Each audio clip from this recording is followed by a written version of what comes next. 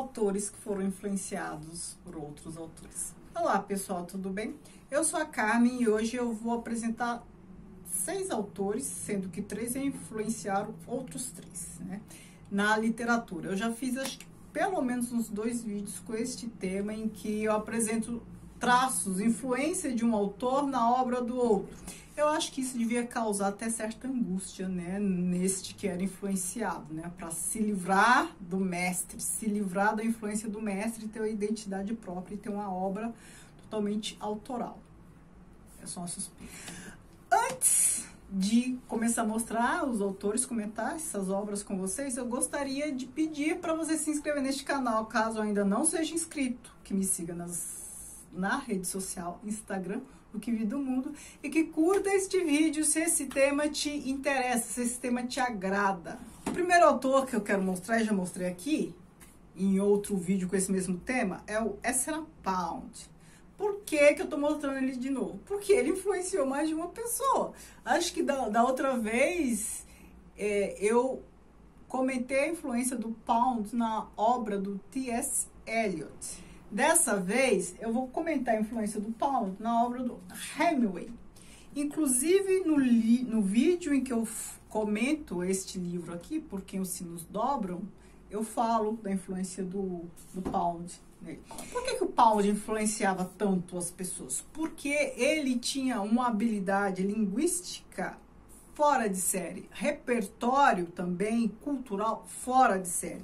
Ele fazia experiências linguísticas, ele inseria ideograma, ele gostava dessa coisa de repente, a pessoa tá lendo um idioma e vem uma ruptura linguística por inserção de outro idioma que ela não entende nada, ou então a inserção de ideograma, né, que a maioria não entende. A gente viu isso na obra do Eliot, né? Ele escreveu lá em inglês, tá? De repente veio um trecho lá em alemão, que não era para ser traduzido, que era para causar aquela estranheza. Então, assim, ele fazia experiências estéticas de modo geral, não eram só experiências linguísticas, ele misturava literatura com outras coisas, artes plásticas, enfim, ele vivia fazendo experiências. Ele influenciou os irmãos Campos aqui no Brasil, né? Haroldo e Augusto de Campos, né? Então, assim, a gente percebe que a poesia concreta aqui brasileira é tributária, inclusive do Pound, e se ele influenciou até aqui no Brasil, imagine fora, né? Nos Estados Unidos, país de origem dele.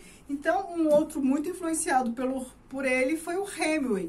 A gente percebe isso, principalmente nessa obra, porque eu acho que, se eu não estou enganada, o Pound, né, também deu uma enxugada, deu uma criticada aqui nessa obra, né, e a gente percebe aqui um diálogo muito direto, diálogos longos, assim, diretos. Isso é influência do Pound. O corte de um narrador que fica fazendo a mediação entre personagens e leitor, né? A função do narrador é essa, mediar o texto entre leitor e entre personagem. Não é entre o autor, é entre personagem e entre o leitor.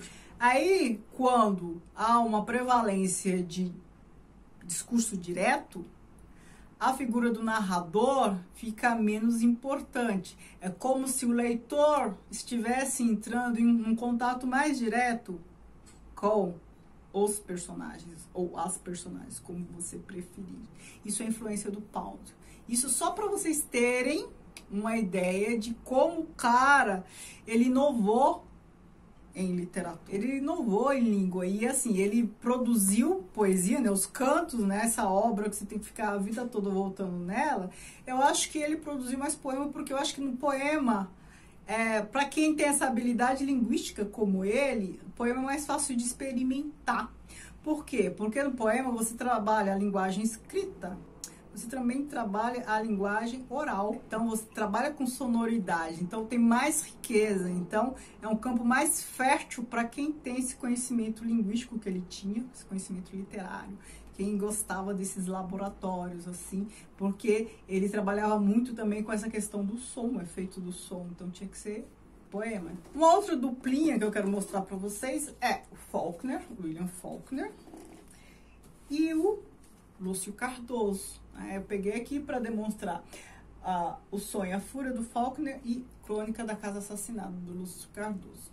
Qual a influência aqui do Faulkner? Ora, o Faulkner é um daqueles adeptos a fluxo de consciência. Para mim, o melhor exemplo na literatura de fluxo de consciência, não é o único, mas o melhor exemplo para mim é essa obra aqui, O Sonho e a Fúria. Claro, a gente vê fluxo de consciência em pequenos trechos em outras obras por aí, mas aqui tem bastante disso, né? Então, se você quiser conhecer o que é fluxo de consciência, leia O Sonho e a Fúria. Aqui, embora o Lúcio Cardoso não lance mão do fluxo de consciência, ele lança mão de uma narrativa que deixa de ser linear por um outro recurso, que tem inclusive no Faulkner, que é o quê? O recurso da polifonia.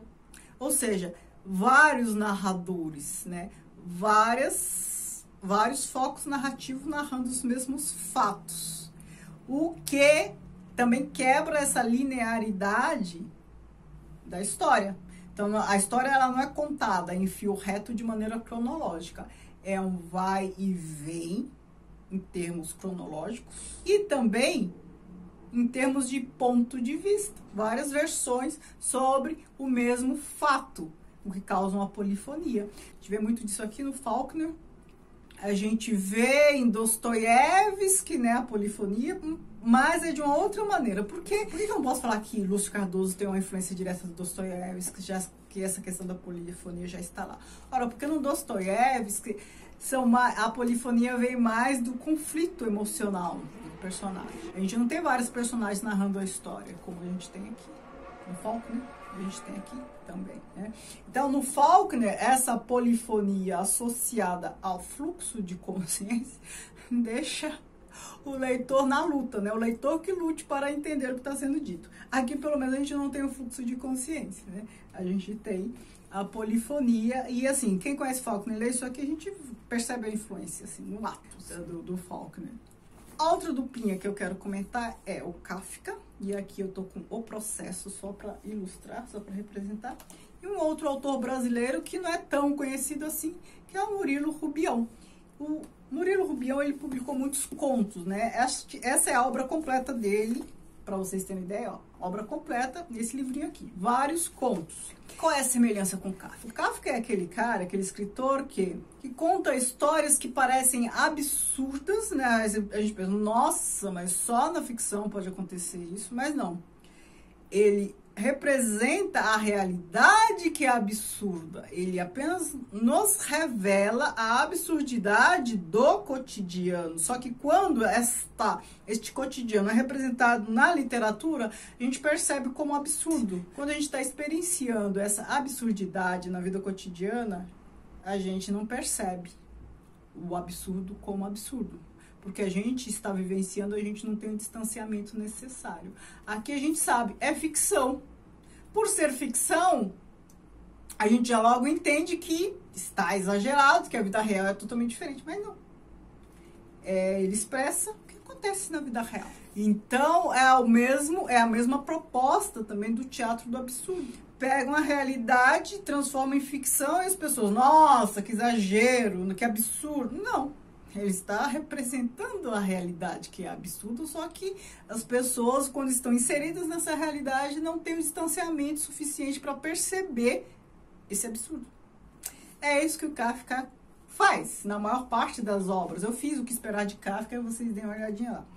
E a gente tem o Murilo Rubião também, com essa mesma pegada. A gente chega até a pensar... Nos dois casos, nos dois autores, a gente chega a pensar que é um pouco assim, de literatura fantástica. A barata, que, né, no caso do Kafka lá em Metamorfose, o cara virou uma barata, bom, em momento nenhum ele fala que é barata, mas também não importa. A gente entende que é barata, mas também não importa. Ele se tornou um inseto, mas aquilo ali é algo totalmente simbólico. A gente não se sente um inseto no cotidiano também, muitas vezes. Às vezes eu me sinto uma pulga, às vezes eu me sinto uma mosca, às vezes a mosca do cocô do cavalo do bandido. Só que é de uma maneira simbólica, metafórica. E é o que o Kafka faz. Parece que ele criou ali uma fantasia, uma ilusão, um exagero. Não, ele está falando da realidade.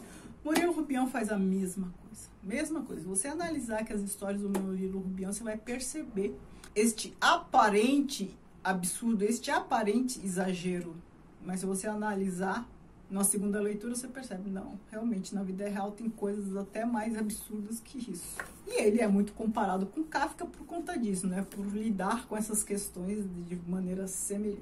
Me digam aí se vocês já tinham percebido semelhança entre esses autores, se você conhecia todos esses autores, que você leu, quais outras situações de influência vocês percebem, né? Às vezes a influência é real, né? Um autor realmente foi influenciado pelo outro, às vezes não, às vezes só é parecido, mas não tem ali uma influência direta ou consciente. Às vezes um autor nem conhecia o outro, apenas tem uma produção semelhante. Eu acho que já li sobre isso, mas eu não tenho certeza se Murilo Rubião realmente conhecia a obra de Kafka e se inspirou. Nesses dois casos, sim, a gente sabe que os autores, um conheceu a obra do outro ou um conheceu o outro, como é o caso do Hemingway e Essenapaldi. Então, me indiquem mais obras semelhantes, assim, autores que aparentemente foram influenciados por outros, que eu vou adorar saber. Muito obrigada. Beijozinho.